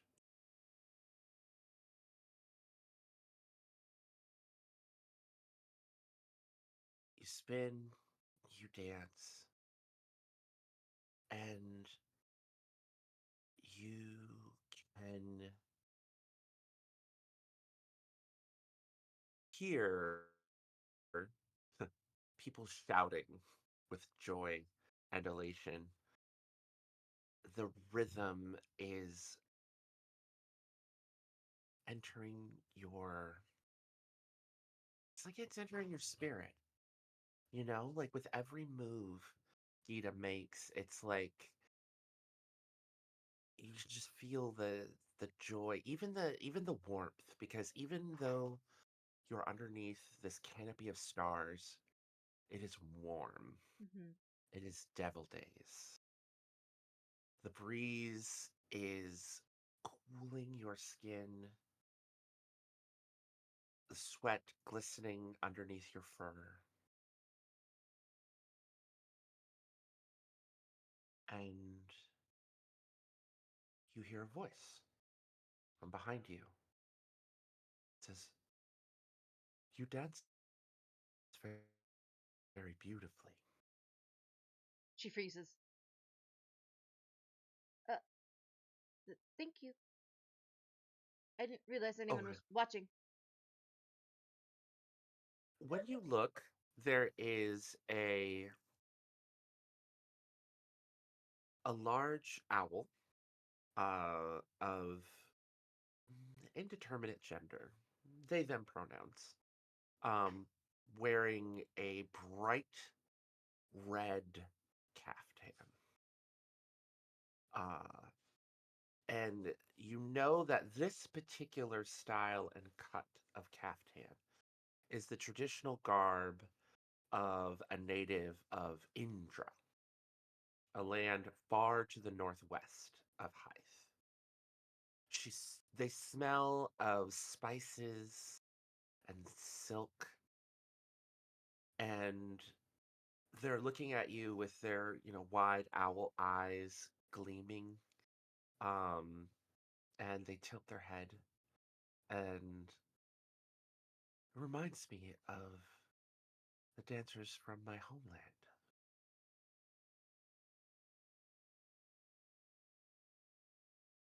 It's possible that I'm also from that homeland. Oh, I, well, travels. I'm in town for the festival. I'm a merchant. Um, I think I saw you earlier. I'm the one that was selling spices and silks and jewelry Ah, in the yes. square. Right, Uh, yes. my name is my name is Kafra. Kafra. Um, I'm Gita. yes, Gita. I'm very sorry that I interrupted your dance. It was just, it reminded me of home, and I just wanted to express my appreciation and also not frighten you if you turned around and noticed me standing there. It's okay. I appreciate it. Thank you. You're most welcome.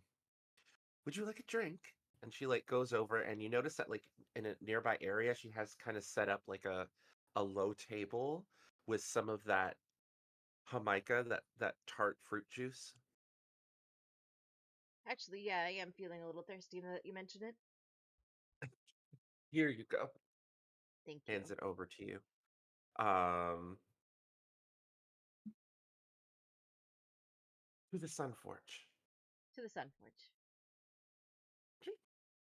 And you both drink, and it's cool and icy and just the right temperature to take the edge off of the heat. I'm gonna make a move Mhm. as this is a caring kith, Mhm. and I'm going to ask the question, what do you need right now? Ooh, I don't know if she knows the answer to that.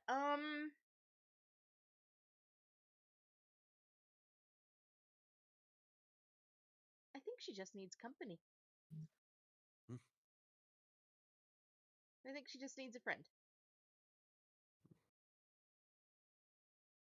So, how long have you been away from Indra? It's been a couple years now, I want to say. Hmm. Me as well. I. It is the way of my family to travel and to trade, but the war here in Hythe, it made it not safe. Mhm. I understand. Um, I'm just a dancer. So I kind of just. Just a dancer. Okay. Before you get all, I mean that in Dance like. is it's the most powerful and primal of magics come from dance. I guess I didn't really think of it that way. Um, but it helps me pay my bills, and I wander.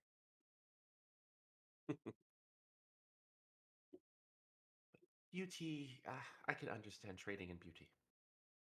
It is something that I do on a regular basis. Um,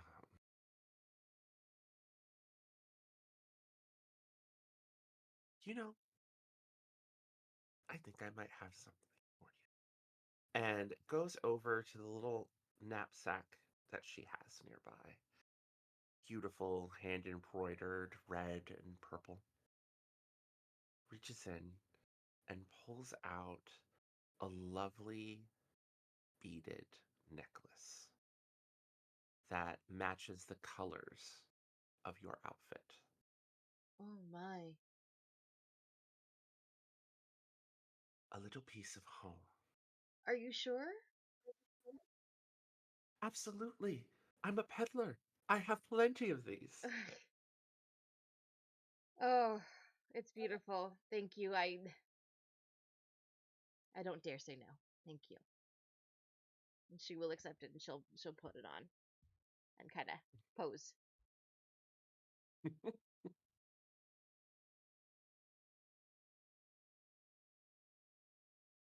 My firelight friend, Mm-hmm. you have Yes, finished your cold bath. I Your have. depths It of is great. patience have taken over. Mm-hmm. Your friend has woken up. What is your firelight's name? Mm, Janice, actually, probably thinking about it. Yeah. Ooh. Janice. Janice doesn't necessarily speak out loud, Mm-hmm. but there's a voice that you can hear in your mind when Janice Mm-hmm. communicates with you. It's a little bit less like a voice, so much as the intonations and the body language and the flickering of the ghost fire. Mm-hmm. You just intuitively know what it means. Yeah. But for the sake of play, it's a voice in your head. Yeah. Wait, And it checks out. Janice says, "Shall we head to the festival and guide those who are too intoxicated to their homes?" It sounds like a good idea. It sounds like where we'll probably be needed most. Mm. Um, and he will get dressed, dry off. Um, he is like he wears a lot of like layers, but he's probably much skinnier than like you would think he would be under all those layers type situation. Mhm. Um, because he makes sure other people are taken care of first and tends to take care of himself last. So that tends to lead to slight levels of malnutrition, but that's a whole other conversation. The Um, whole other conversation. Yeah. Uh, um, so yeah, he gets his cloaks back layered up. And as he heads out into the night under his very wide brimmed hat, he probably is much more noticeable than he normally is because mhm. his eyes kind of glow in the evening. Mm, Not noticeable that well during the day, but once night hits, it's one of those things where it's like, well, that stands out. okay. So he's got that going on. Yeah. Janice says, as you like hit out into the night, Janice says, there are many, hmm, there are many restless spirits in this place. You are surprised? It was a place of war. It was, huh.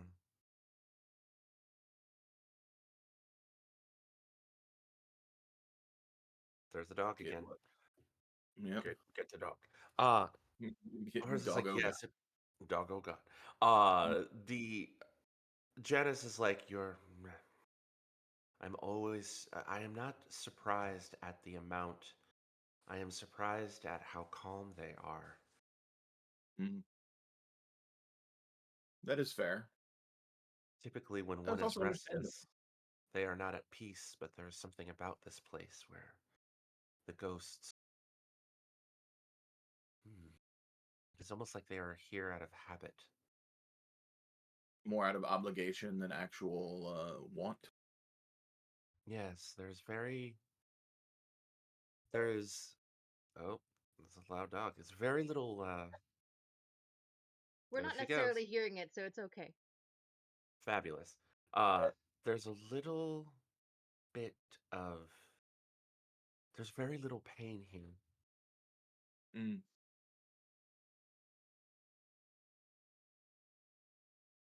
well, that is good. You, The the less. Oh, I can talk all of a sudden. That is good. The the people here have taken what used to be implements of war and turned swords to plowshares, as they say. mm, So the spirits may have been tied to the original intent, but that intent has been usurped by the locals, I would say.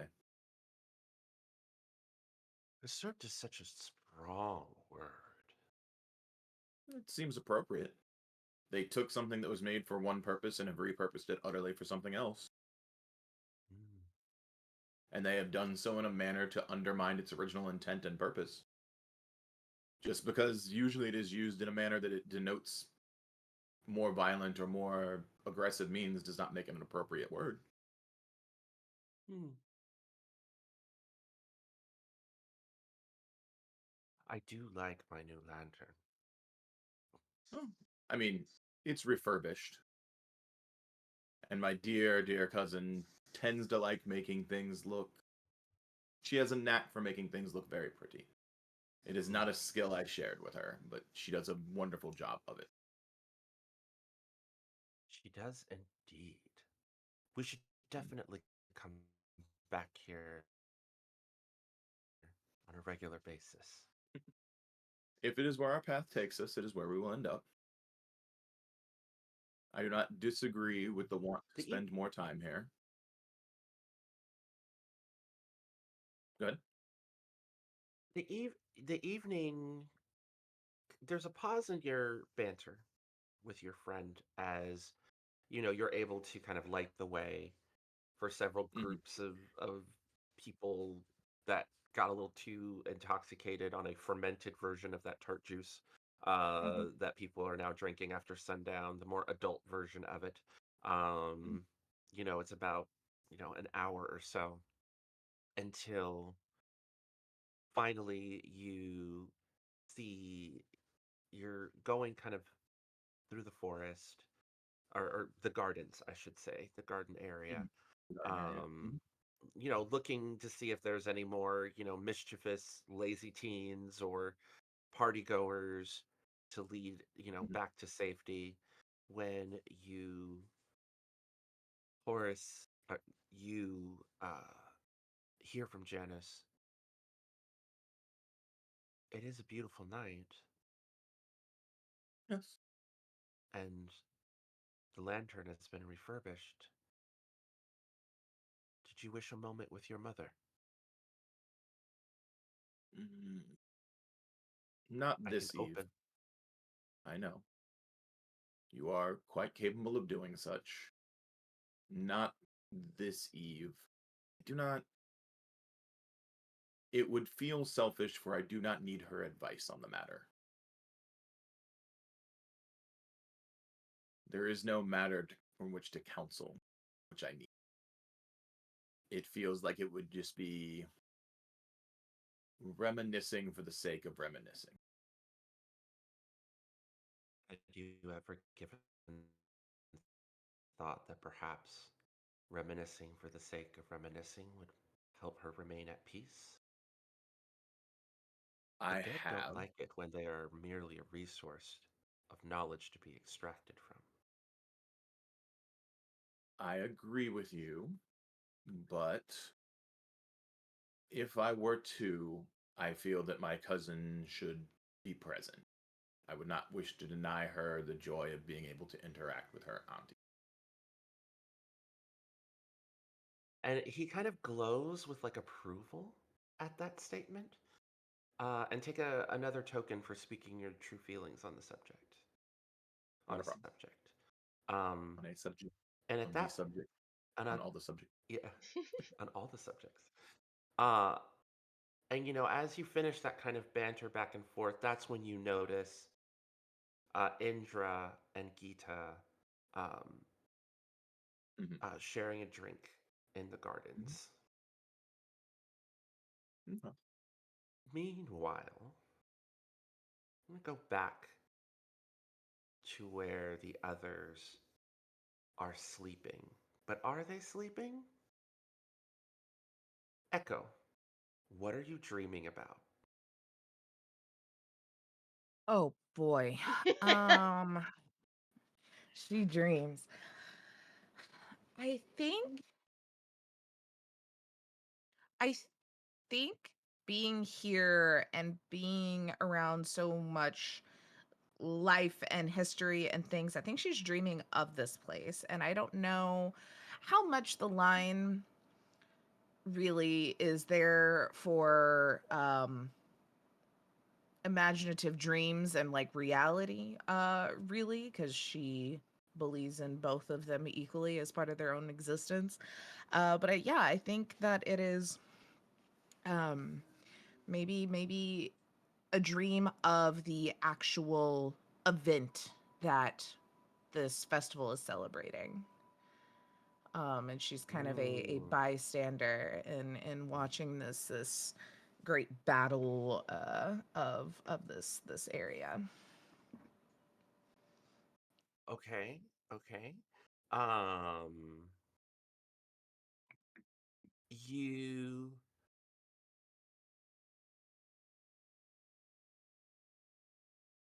Oken, or okie dokie, as it were.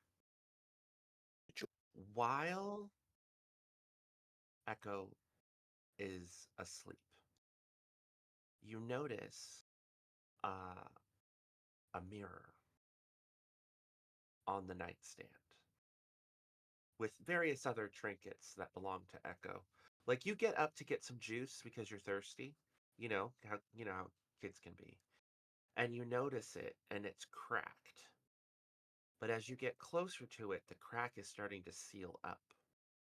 What do you do? uh, I take a sip of the juice, and it's so sour. Bleh.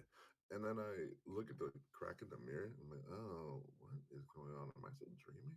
And I reach towards the mirror. You look in the mirror and then the crack completely heals.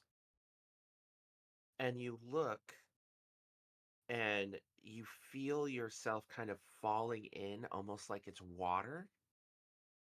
and then you find yourself inside of this dreamscape next to Echo. You see this pangolin wearing a blue surcoat with a bright sunburst, golden sunburst, appliqued on the front, uh, wielding a massive bow that looks like it's been like carved out of hardened sunlight, and like a beautiful, intricately tooled honey leather quiver at his side with all these like sun and moon and celestial motifs with these beautiful fletching on the side, gifted by some bird folk because it's like so sharp. uh and you see him like on a hill, like a big hill, like staring at a massive sun beast. What form is the sun taken metaphorically? Is it a dragon? Is it a wolf? Is it a fox? Like, what does the sun look like in this legend of this pangolin folk hero that is going to battle this devil sun, or this avatar of the sun that's empowering him to slay uh, the devil of heat? It is a massive, just rippling with muscles, a panther that's golden. This golden panther that kind of pants Oh, along with big paws and just the ferocious maw. Um, and it's a wonder to behold, to say the least. Echo, your friend is with you in the dream. I think the eyes big in the Coke bottle glasses again, and we'll just kind of like reach over, put a little hand on the shoulder, and just kind of look back out at everything. Just like, do you think this is real? I mean, what even is real? It could be real, could not be real. It just is what it is, right? Just like a really big smile. And she just shakes her head. That's what I say too. This is definitely worth celebrating. Ooh, okay. Hmm. I still have some scrappy marzipan if you guys want to have. If you want to have some of that, Yeah. Kind of like celebrate with snacks. unwrap some. And I think before, there's probably a process she has to like get them out of the dream that she kind of, is used to. Uh, but we'll take a little nibble on some of the marzipan and then just kind of like leave some at her feet there, and they just kind Go of ahead like and take looks around. another token for leaving an offering. Uh, and You have a dream totem. Does she have a totem in her dreams? We're going full Inception. full inception. Full inception. Uh, you both wake up. Um, Mm. Oaken, you don't remember falling asleep. You remember looking in a mirror, the mirror healing, but you were like curled up on the floor with a pillow and a blankie, and you just sort of get like up. And same thing with Echo. Echo, you do remember going to sleep, like, and then you kind of get up and there's still festivities going on. Um, but you still feel like the residuals of the dream on the edges of like your perception as you both find yourself in the room. But neither of the actual grown-ups have come back yet. What would you like to do with the rest of your evening? Mm.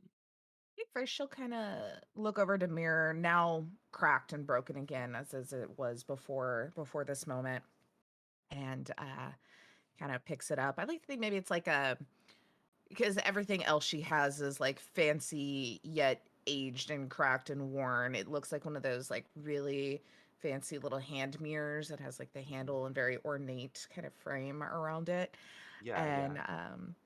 And she'll kind of look at it and smile and hops down off the bed. I feel like to think she's like really small. Just like a little tiny floofy bat just seems very cute. And kind of sits down next to Okie Dokie, as she calls him. And just like, you know how you always ask me if I'll teach you how to like do that? Go into dreams, do dreams, read the dreams, do all that fun stuff. Yeah, dream stuff is cool. I like being cool. Everyone likes to be cool. I like doing dream stuff. Well, I'm not going to yet. But Like tomorrow? like quite probably quite a few tomorrows. Uh, But and she'll kind of hand over the mirror. yeah. You can invite other people into your dreams sometimes. That'll be like good practice. How? What do I do? Just hit him over the head with a mirror? No, no, no, no. Just fall asleep. That's all you got to do. And then dream something really Oh, big and tell them to look in the mirror. cool. You have, I think, the potential to do some of the cool things I do. Pretends to like flip hair over shoulders she doesn't have. But Mhm. that's gonna be cool because one day I'll be big and I'll be able to do all that cool stuff, and everybody will like me, and I'll get in their dreams, and then we'll dream together and have a good time, and I like to have a good time. And thank you. You know, I sometimes use my dreams to like learn about things I didn't know or didn't really like realize in the moment, but to bring people joy and have fun is an equally good reason to do it too. Unless you're really creative, I bet your dreams are super cool. I don't really remember any of them, to be honest.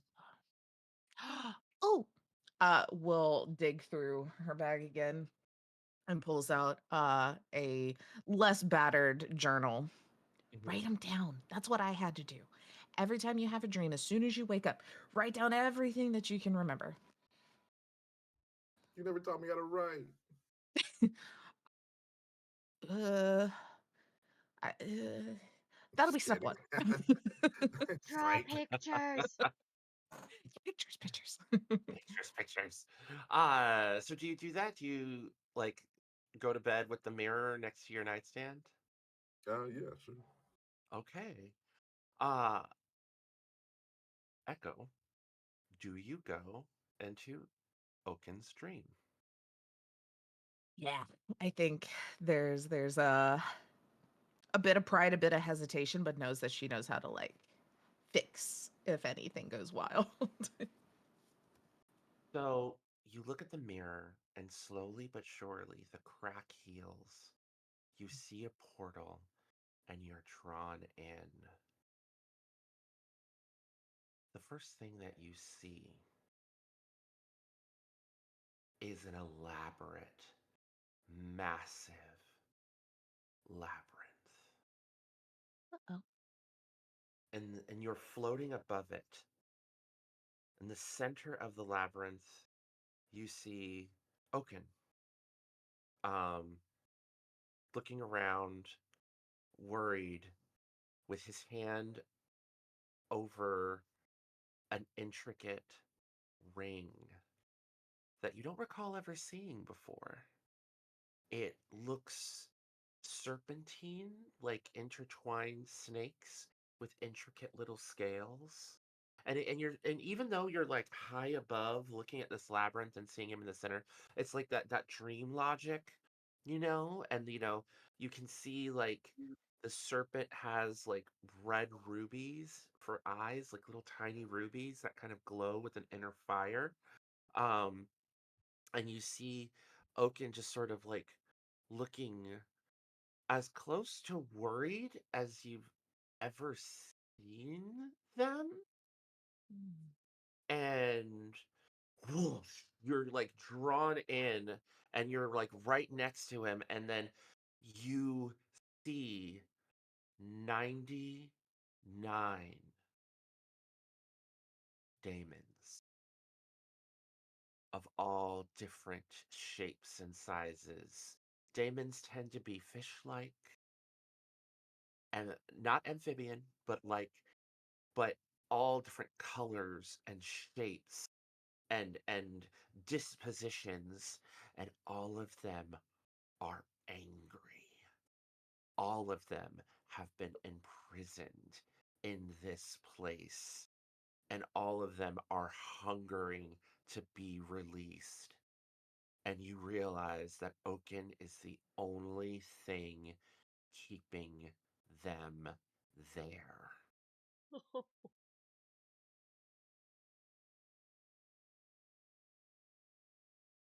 Uh, Oaken? Oaken is not lucid. I just want to let you know. Okay. But if you reach out to him, he will become lucid. Ooh. I think there's a moment where she'll start to reach out, but then like realizes this is really scary. Am I gonna make them aware of this bad nightmare they're having currently, and like stops for a moment? Um,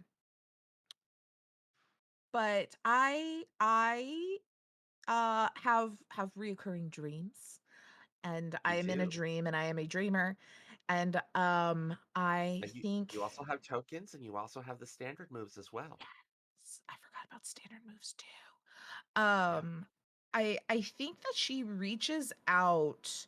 One, can I take a token for giving someone uh where was my thing? Something I hold dear because I Yes, give absolutely. someone Yeah. something I hold dear. That's the word. Yeah, yeah. Um, I think that she'll kind of like really she's in this dream state, try to like kind of push through it and think back to our little dragon buddy we talked about, Oros, which feels fitting. Various kind of serpentine problems happening in this moment. As he kind of gives her some insight. Granted, there is a little bit of coaching on how to release him also from a prison. We haven't got to that point yet. I don't know what to think about it. But he's very helpful. I'm picturing, have you ever seen that time I got reincarnated as a slime? I've heard of Yeah. it, but I Okay, haven't I'm seen it. thinking like the original dragon that he eats to like release Oh him. yeah. That's the vibe Yeah. that I'm Okay. kind of thinking of, like Gotcha. dragons stuck in a place, very powerful. I am somehow the way that they're like reaching out.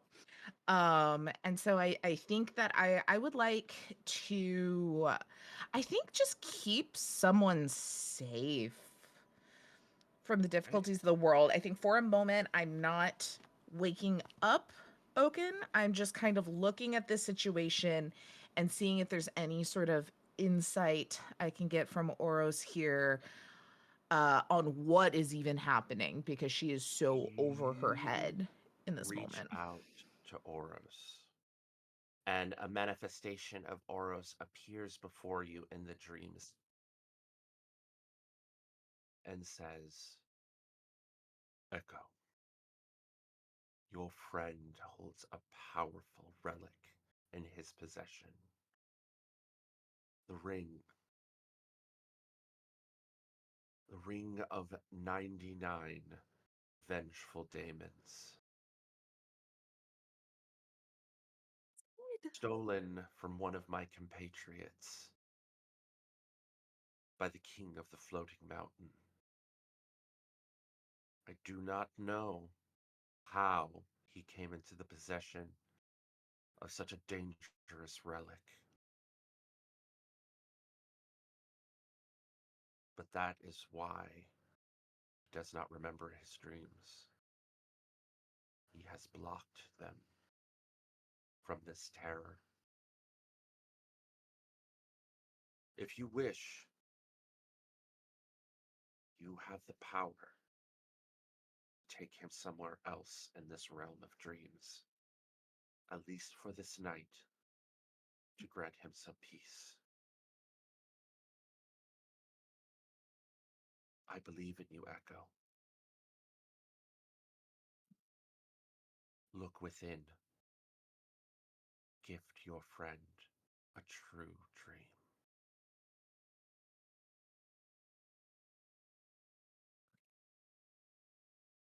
What dream You have some do you really take? fucked up friends, dude. What dream do you take Oaken to? Yeah, I think that she imagines a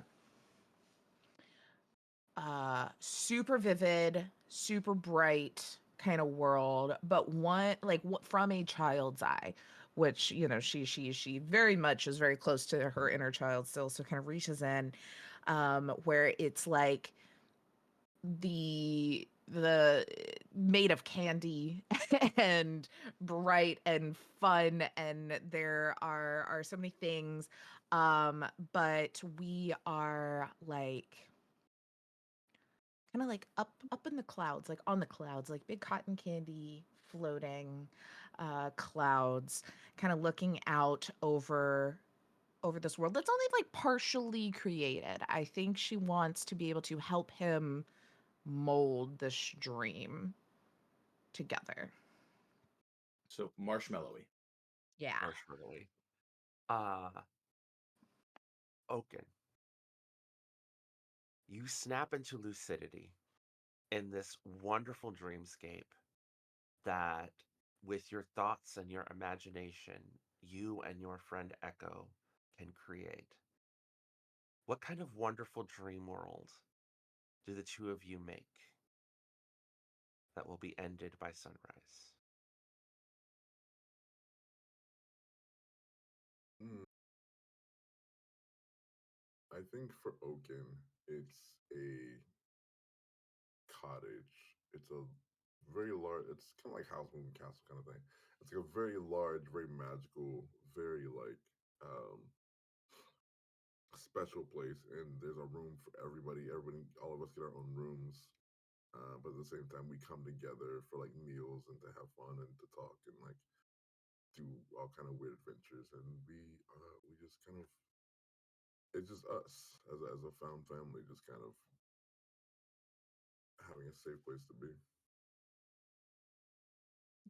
Yeah, I let the creative potential like fully be Oaken kind of doing it, and then just kind of I think at this moment she knows with the horrors that hide behind this little wall I've made, he's going to have to learn how to control some of these dreams and these aspects whenever confronting that may be. So I think it's a lot of just like the very early stages of like, okay, now imagine how does that make you feel? Like, let's make that. Oh, see, now that's why it's pink because you feel this way. She's just kind of like explaining the process as he's like creating it. So there's like starting to be some connection of how to impact these worlds. Our other two travelers Hmm. reunite, and for our closing scene, what do Gita and Horace talk about as they walk back to the hostel and see their two friends resting and sleeping peacefully, unaware of what's going on in the dream realm? Mm, he probably asks if she's doing better because he knew there was something wrong earlier, and I'm guessing there's a level of like ease that was not present during the rest of the day because it sounds like she was kind of tense for a large portion of the day. Yeah. Is Hmm. that correct? Yeah, yeah. And Harris would also notice that she's wearing a new necklace that she definitely didn't have before. Yeah, Um, yeah, I feel calmer. I I made a new friend. It that's was always good. yeah, it was good. It was nice. I don't know. I think I want to come back here. I don't know. I'm hearing a lot of that from lots of individuals. I don't disagree. For sure. It seems like a place we can all do well at. Yeah. What about you? How was your evening? It was spent taking care of those that needed it. It was spent making sure people got home appropriately. You do a lot of that.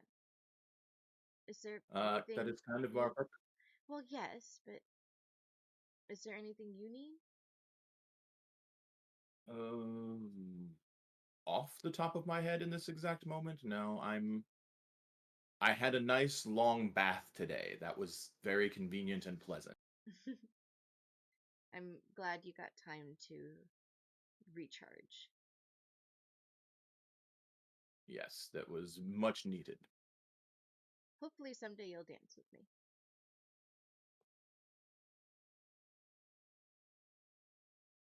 One day. He kind of sits in a moment in thought,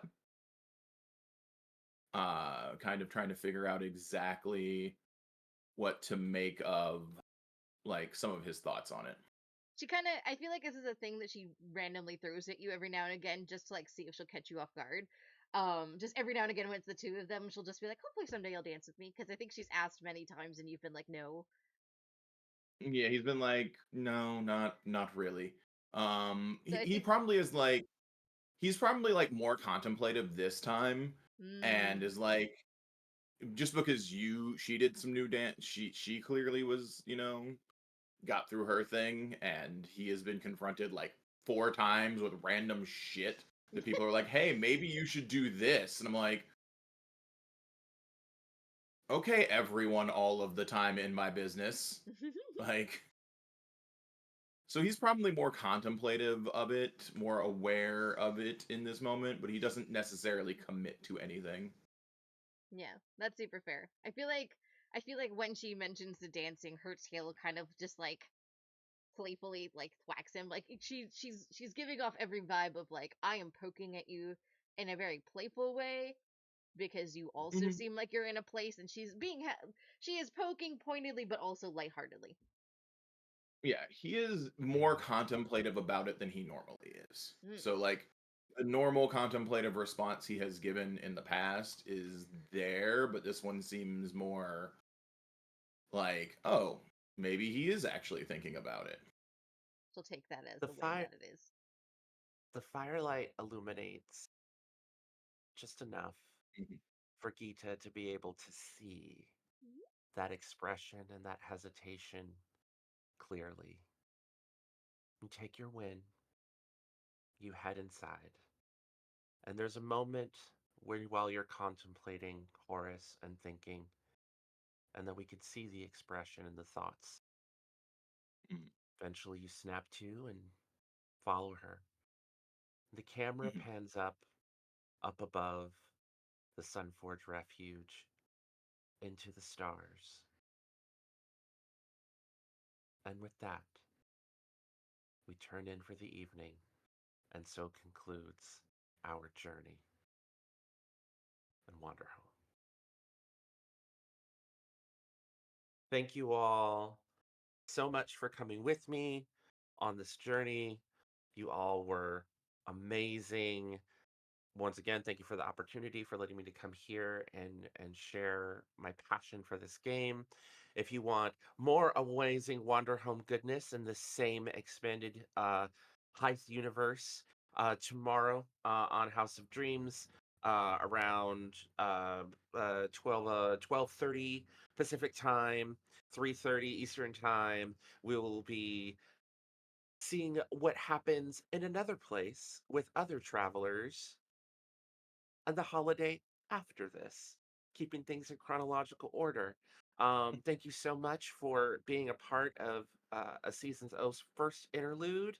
And with that, I want to go ahead and have my players please outro yourselves and let them know who you are, something that you're doing, and a tradition that I have picked up from my good friend and mentor Trooper. Give some love to one of your fellow players about something that happened in the game. And we're gonna go ahead and start off with Leona Oh my goodness. Hello and everybody. popcorn it to another player once you're Okay. Sounds good. Sure. My name is Leona. You can find me all over the internet at the Leona Maple. Blue Sky and Card. My blue, LeonaMaple.card.co are two best places to find me, follow me, keep up with what on earth it is that I'm doing. I don't know if I have anything to shout out just at this moment. So we'll leave that be.